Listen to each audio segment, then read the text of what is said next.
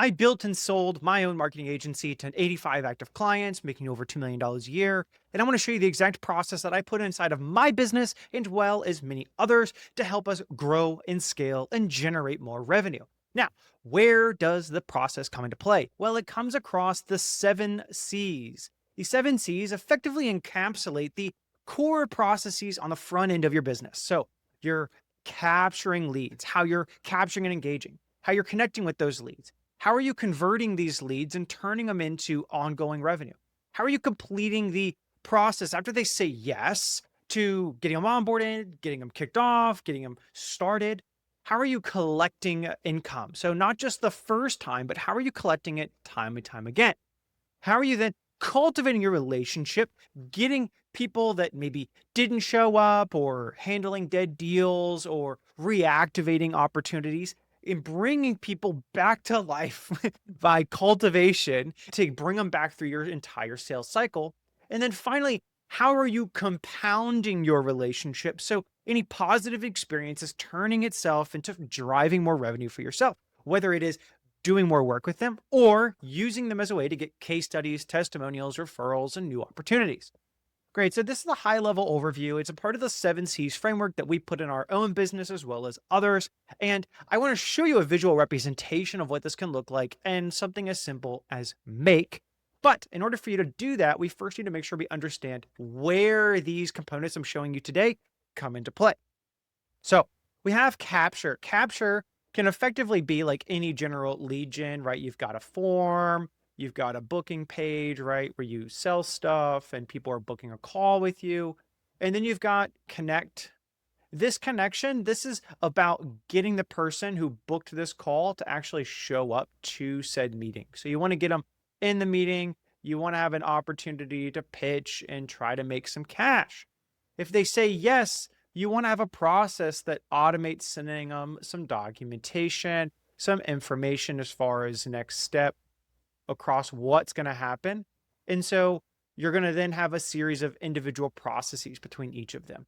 And then, of course, complete. You need something that actually handles onboarding from starting from 0 to 1 effectively. Like, what is going from no customer to a customer and them actually being happy, right? I like to do that. So they're a happy customer from the onboarding stage.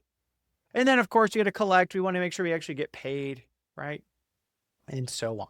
And so I'm focusing on these first 5 in today's video because I think that they're the ones that are going to make the most immediate ROI for the majority of agencies, whether you are making 5K a month and you're getting a handful of leads, or you're at 100K a month or 160K a month, and you're just trying to put better processes in place to handle the leads you already got.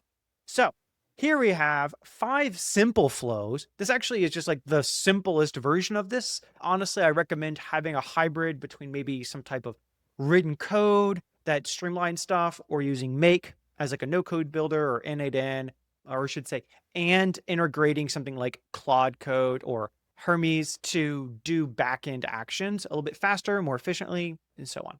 However, in today's call or video, we'll just go through this. So we've got a handful of instances in this example flow. The easiest one is when someone books a call with you, what actions are happening immediately?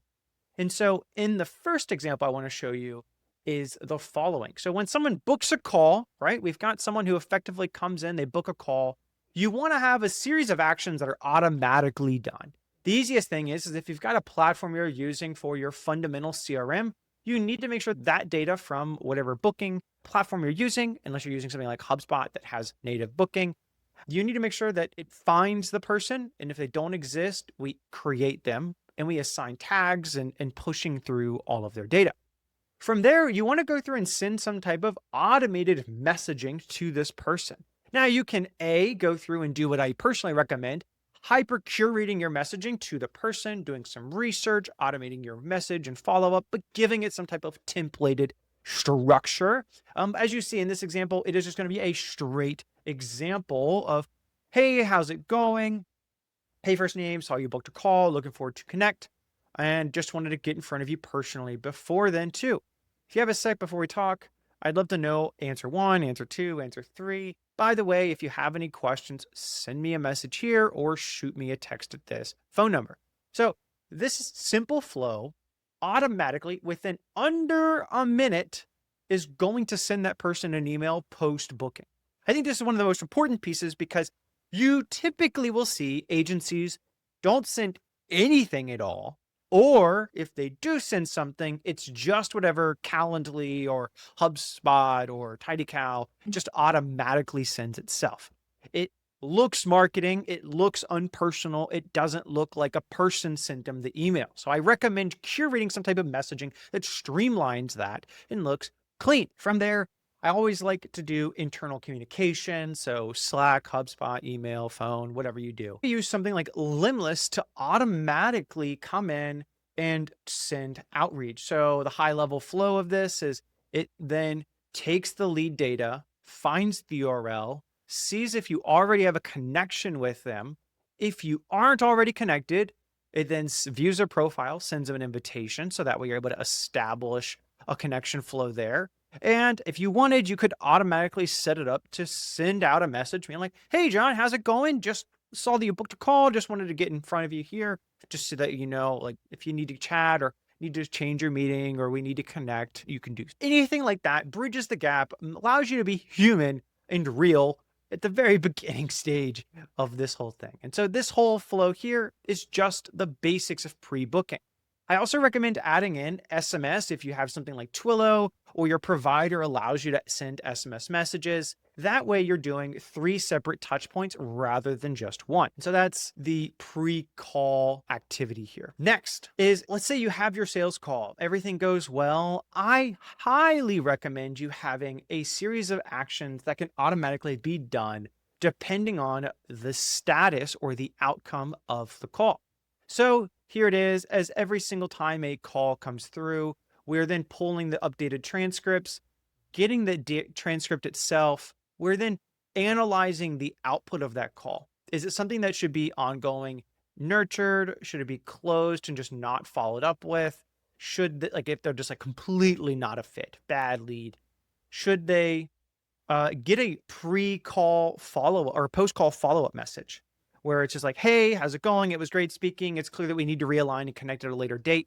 By the way, it was just great to chat, right? There's some times where you don't have to push for the sale because it just clearly wasn't a good fit at that time, but they definitely should be engaged with it some way, shape, or form. And then, of course, if they are good, you want to have some type of process that automates creating a proposal, deciding what proposals are used, and then auto generation of said proposal, planning an email draft, and notifying yourself internally.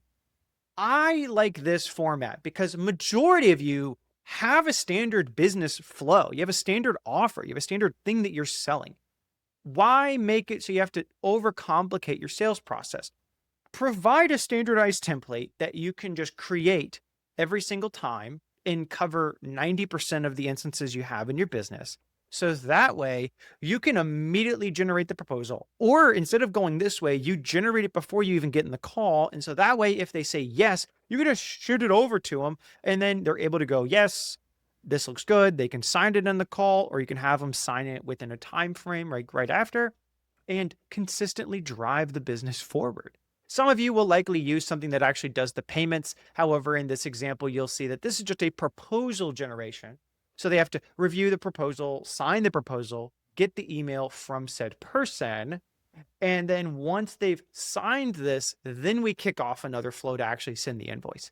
I think whenever you're doing more serious engagements, at times, this is the more standard flow that you would see, simply because you want to get them to approve the contract, as many places don't approve a contract and then pay immediately in the same document, because sometimes that should just be intentionally separated. You don't want to put all of it in something like QuickBooks if that's your payment processor.